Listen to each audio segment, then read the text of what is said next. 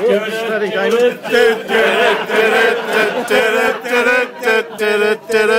Green grass, he goes the riddler and he's stuck right up his. That's the last time you get on the telly. Having a beard. Thanks, mate. I've had some bad personal news in the last 24 hours, so as Ian said, I prepared a speech, but I thought what would be better if I came here today and just give some thank yous and then done what I've done throughout the last sort of 10 months or so, just spoke from the heart and told you exactly what I feel about what's gone on and what I think of everyone that's in this room and all of the supporters and staff and players, etc. The first thing I want to tell you is, it may surprise a few people, but over the last couple of months I've struck up quite a friendship with Kevin Heaney. And we are now we text each other quite often, and I say hello, I say hi, and he says, Chris, the police will be ringing in 10 minutes. And what I said to him, I said, look, you know, on Saturday I'm going to get up and give a farewell speech, Kevin, so it would be really nice if you could come and join me. So what he did, he said, I can't do that, Chris, but what I'll do is I'll send a representative of the family. So here to join me on stage today, a member of the Kevin Heaney family, straight from Skinner's Brewery, a ginger tosser.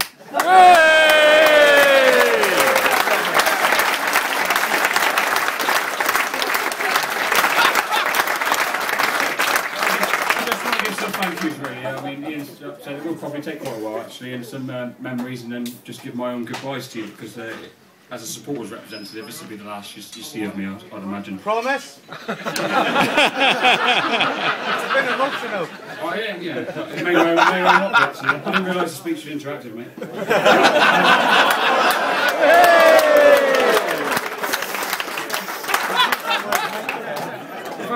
First group I want to thank was the Taverners. It is the Taverners. I mean, and we've said these thank yous a lot of times, but I think everyone needs to realise that it's not just about rolling in on a fans fest and everything's all planned and you guys have a great time and Rick and Dave entertain you. The work that's going on behind the scenes, and Gary, Mark, and Bill and Kevin in particular, what they have to take on a daily basis with the staff coming to them and these people losing their houses, not being able to pay their mortgages, losing cars, not being able to put food on the table for their families, and these guys are carrying that weight on their shoulder on their own, so they've been absolutely fantastic. And the other thing about the Taverners, which is a message to carry on today, is that the work has to continue. The objective now switches from what it's been to keep this club alive and keep those staff alive and food on their table to actually accelerating their payments. And our honour to those staff and what we owe those staff is to get them their money as quickly as possible, and the vehicle for that has been the Taverners. So if you could show your appreciation to the Taverners.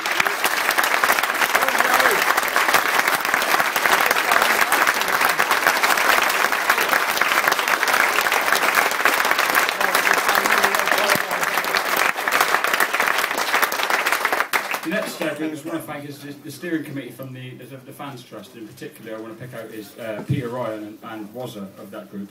Got some other thank yous for individuals later on, but the Trust has been maligned, but it really has been the vehicle for representing fans' voices, and over the period of time all of the media outlets have learned to come to the Trust, whether it be through Peter, Jim Benton-Evans, Graham, and on to myself, and now on to Wazza. So it's only right that those individuals are thanked, because without the Trust we were struggling to have a fan's voice. The Taverners have set themselves up to solely raise for the staff, and that was obviously fantastic, but the fans did not have a voice.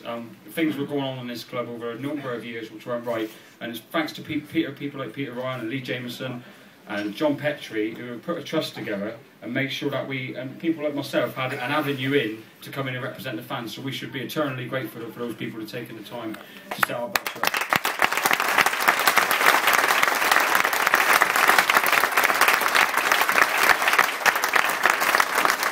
Well, thank the politicians of the city, the councillors, Tudor Evans and Vivian Pengelly. I mean, honestly, my own political beliefs had to be put to the side, and you do not know how much of a terror it was for me to have to cuddle Vivian Pengelly.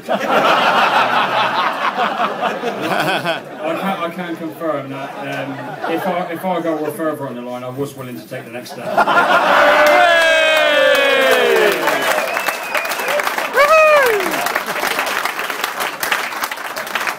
The next, Not me this time. Gary's mate. And the next one I think is to thank Generals, the collective really, it's Passotti, the website, because that has been the conduit for saving the club. It's raised thousands and tens, if not hundreds of thousands of pounds for the taverners and for the staff fund. It's been a great voice. We've been able to put daily updates on there. One of my mates said to me, when I first went on to Passotti, the first post on Passotti, he said, "What the hell are you doing on there? It's an app full of an absolute bunch of nutters." I should have listened to him. I mean, you know, it's been the conduit for saving the club, and I know for a fact that the club officials read it every day, the media read it every day, and there's people in high importance scouring it every day. So we knew that whenever we dropped the message on there, if something needed to be corrected, if we needed to push something, we could put a message onto Passotti and we'd get the reaction. And look at the campaign we have with Brendan Guilfoyle and with Stapleton and Co. It really did play a massive role in saving this club. And I only hope with Passotti that it can now become something that the club respect, because it hasn't been over the years. It's been something that the club has been seen as a hindrance, but it's a communications tool, it's an Argyle related communications tool, and I think it's done a fantastic job in saving the club.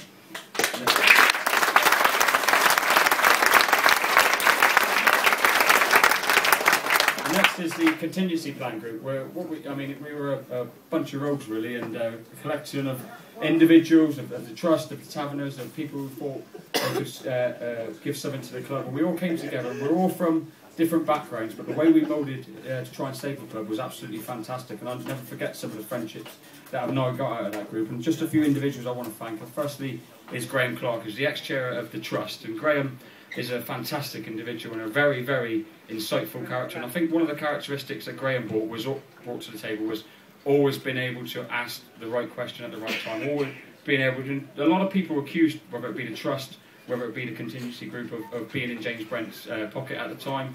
Obviously, what we feel now vindicated, because we all along said he was the only option. But if you could have been in those meetings where the likes of Graham, the likes of Ian Neal put pressure on James Brent to test him, to see if he is the right man for the club, and you'd have been in no doubt that we were applying the right amount of pressure to every candidate. So thanks, Graham, for everything you did.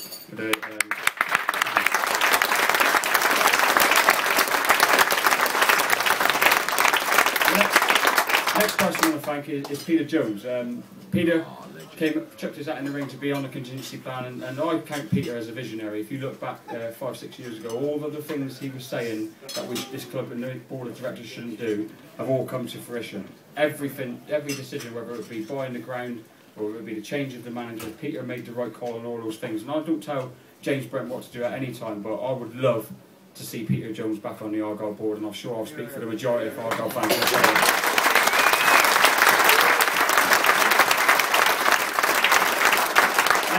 Next person on the list is Lee Jameson.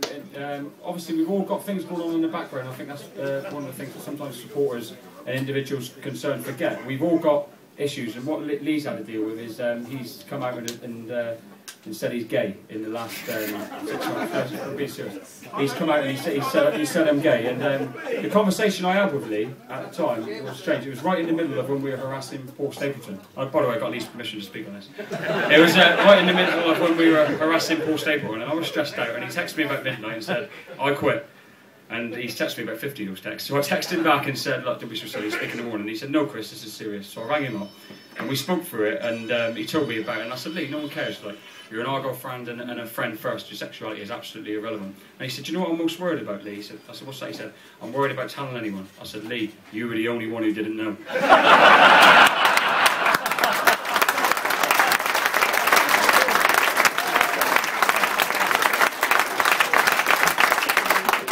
Well, yeah, Lee, you're proud to call you a friend, and I'm proud of the part you played in saving the club. And the last person on my list, but definitely not least for the thank yous, is Ian Neal. He's been absolutely fantastic, because he's been sort of a middleman. He's been able to jump from all of the groups. And I won't do the green grass song. But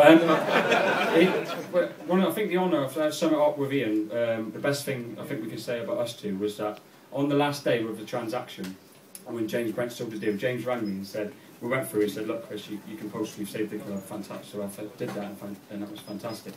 And we went through, and he said, the last words from Brendan Guilfoyle's mouth when he signed the paperwork and sent it over to us was, "Those bastards Webb and Neal have cost me £200,000.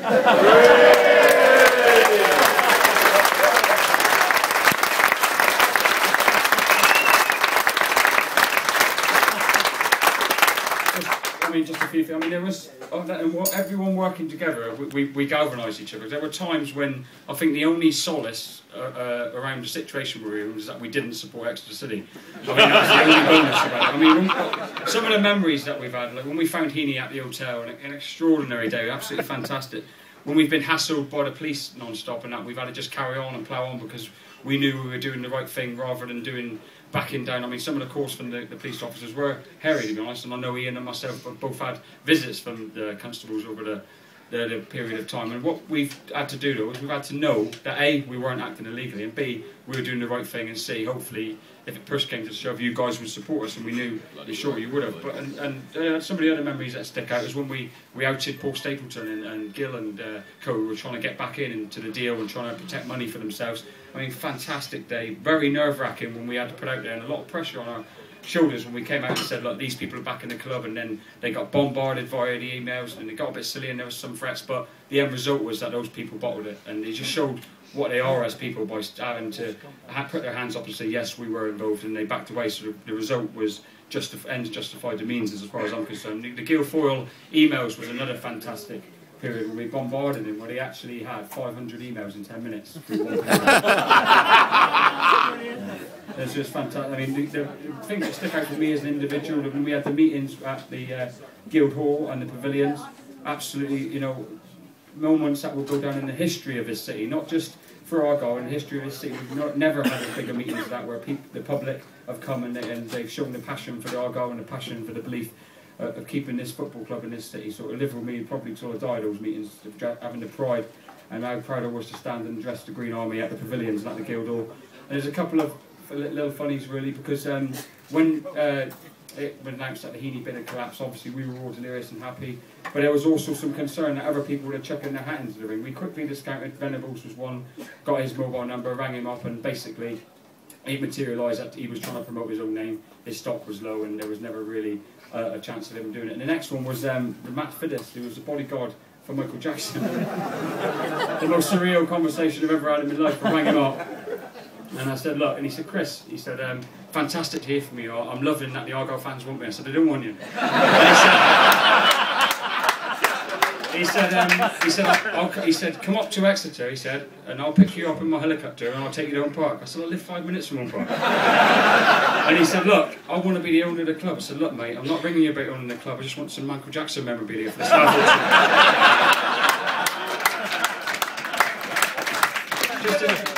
No, I didn't know.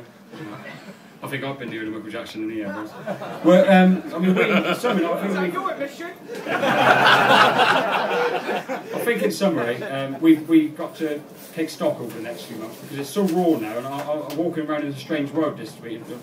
Nobody to harass, no updates to post on Passotti, no one to ring up and give stick to, no one to chase down, and I think we need to recognise what we've achieved. We have made history as a group of supporters and staff and the players of Argyle, and it's not been achieved by a textbook. There's no manual to saving a football club. We've done it through just finding our way along the process, through a group of individuals, through the staff, through the players, through this whole club, uniting and sticking together through blood, through sweat, through tears, through long days and short nights, sleepless nights for many of us. I know we've all spoke about it, and I think that every single one of us would put our hand up and say that we have lost sleep over the future of Argyle. No, I've lost hours and hours of it. So, I mean, it's just fantastic. I think just for me, for everyone, I mean, because I'm stepping down now, it would be a message for me, not just for Argyle related to you, it would be in general in your life. If I could give you any advice from myself, it would be that there is always an alternative, yeah? And if anyone stands in front of you ever and says to you there's no alternative and that something can be achieved, and you have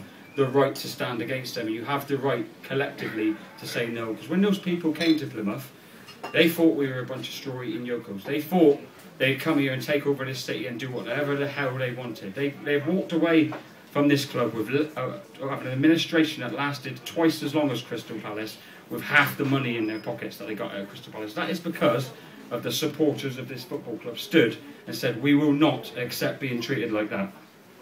Today,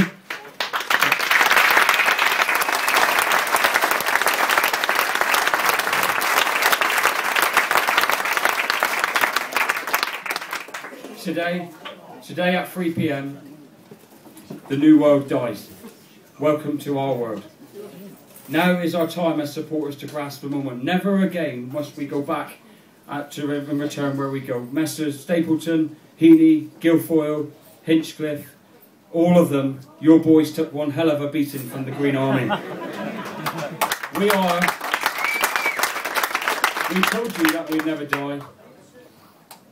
I just stand in front of you now as probably the proudest man in Plymouth, and we're able to say to you that we're Plymouth Argyle, and this is the club that refused to die. Thank you for everything.